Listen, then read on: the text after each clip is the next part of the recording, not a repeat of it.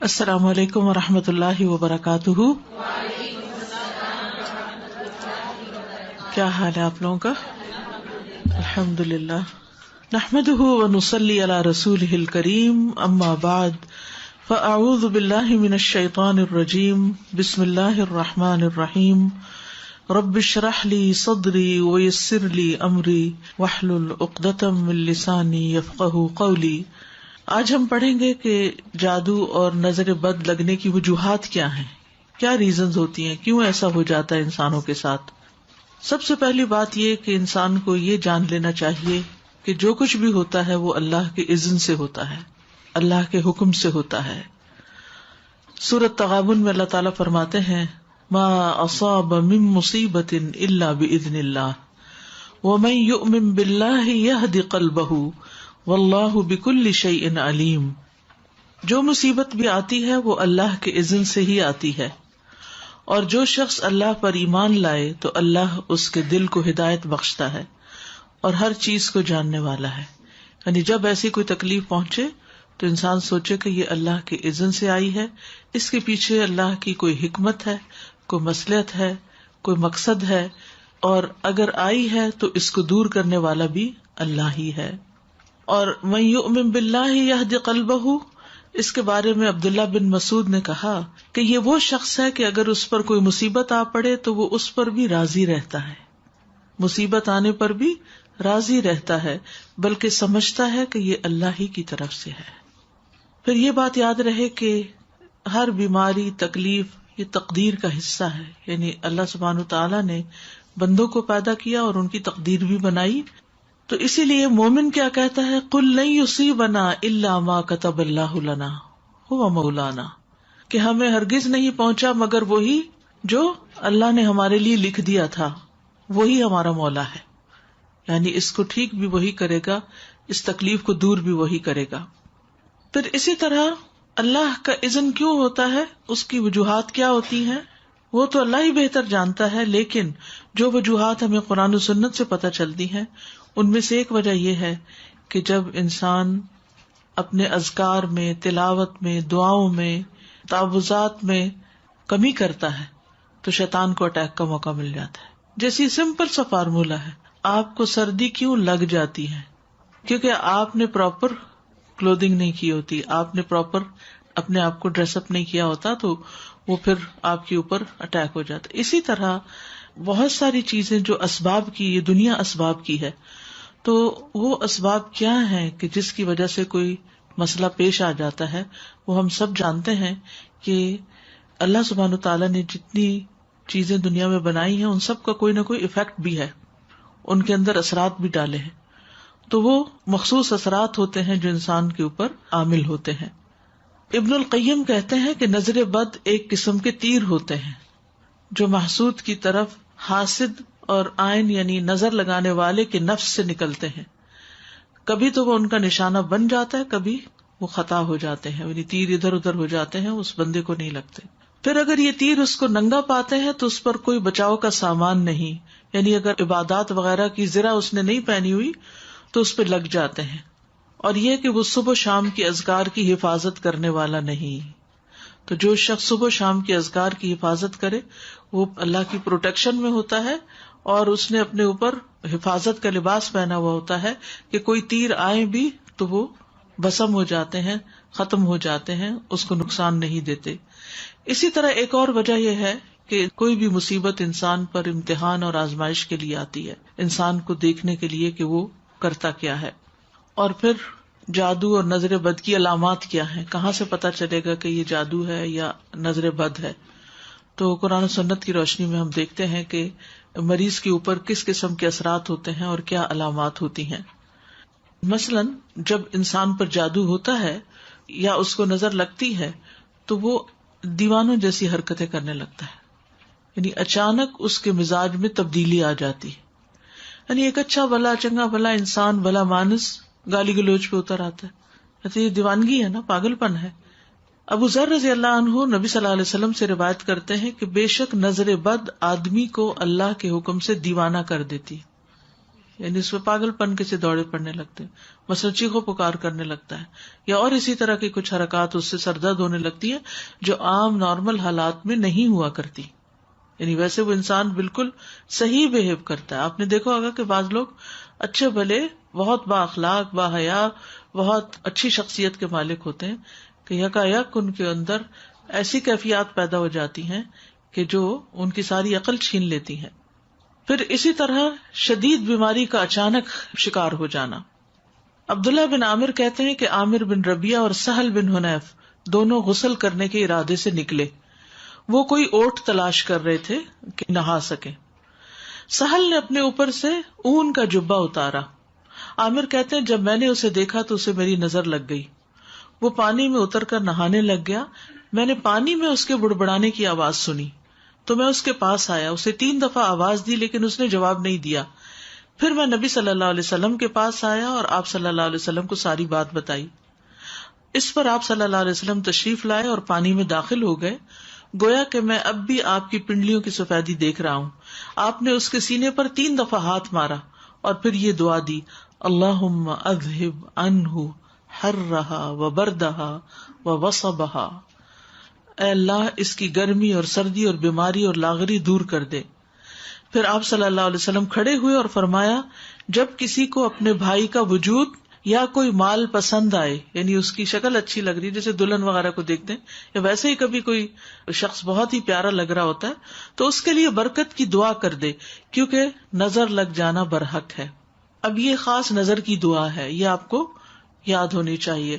اب بچہ مثلاً بہت رو رہا ہے، کوئی بھی ان یوزول سمٹمز ہے اور آپ کو فیل ہو رہا ہے کہ اس کو کوئی اچانک ہی بیماری لگ گئی ہے، تو اس صورت میں یہ دعا بہت فائدہ مند ہے، کیونکہ یہ نبی صلی اللہ علیہ وسلم نے پڑھی ہے. اور نبی صلی اللہ علیہ وسلم کا کسی دعا کو پڑھنا جو ہے کوئی معمولی عمل نہیں ہے. آپ کہاں سے پڑھتے تھے؟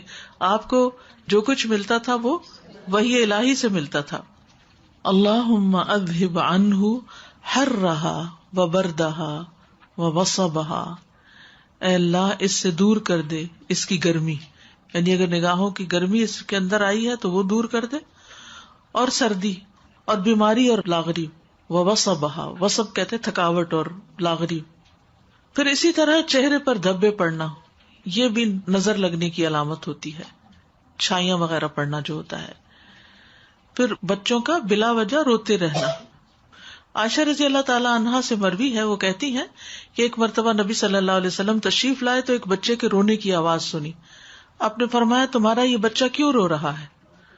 یعنی ایک ہوتا ہے نا تھوڑا بہت روئے، اب اس کو بہلائیں وہ بہل جاتا ہے، دودھ پلائیں پینے لگ جاتا ہے.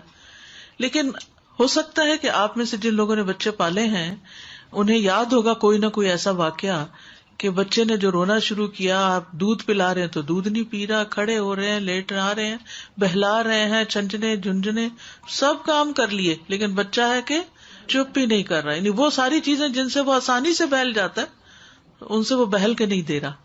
تو یہ بھی کس چیز کی علامت ہے؟ نظر کی. کیا دلیل ہے کہ یہ نظر کی علامت ہے؟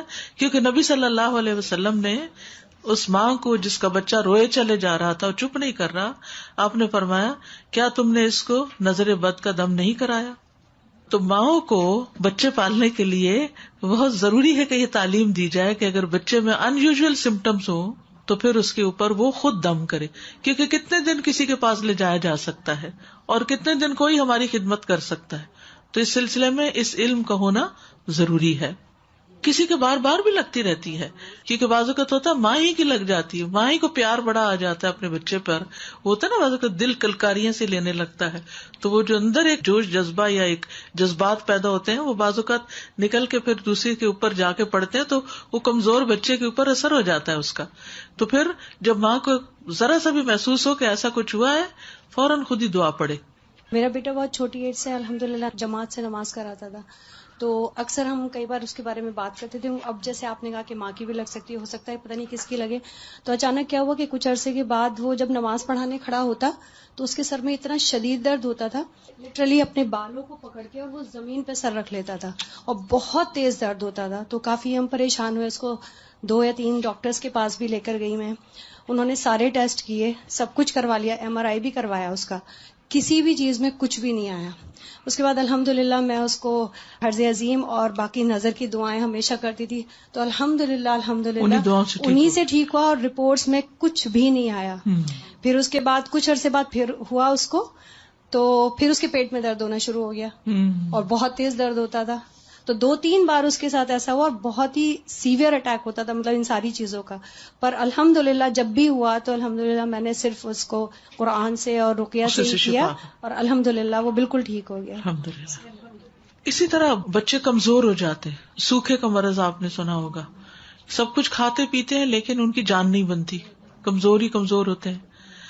آپ صلی اللہ علیہ وسلم نے اسما بنت امیس رضی اللہ عنہا سے کہا، کیا بات ہے کہ میں اپنے بھائی یعنی جعفر بن ابی طالب کے بیٹوں کے جسموں کو دبلا دیکھ رہا ہوں، کیا انہیں فقر و فاقہ رہتا ہے، انہیں کھاتے پیتے کچھ نہیں؟ انہوں نے عرض کیا، نہیں، بلکہ انہیں نظر بد بہت جلد لگ جاتی ہے. آپ صلی اللہ علیہ وسلم نے فرمایا، انہیں دم کرو.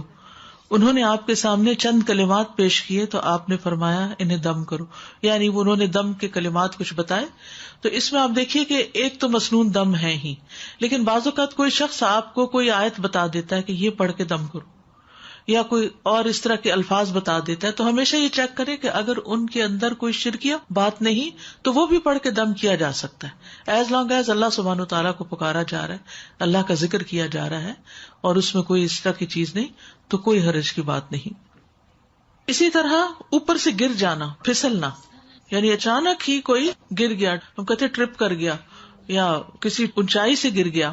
رسول اللہ صلی اللہ علیہ وسلم نے فرمایا، بے شک نظر بد آدمی کو اللہ کے حکم سے دیوانہ کر دیتی ہے، حتیٰ کہ بعض اوقات ایسا ہوتا ہے کہ وہ اونچی جگہ پر چڑھتا ہے اور پھر وہاں سے گر پڑتا ہے.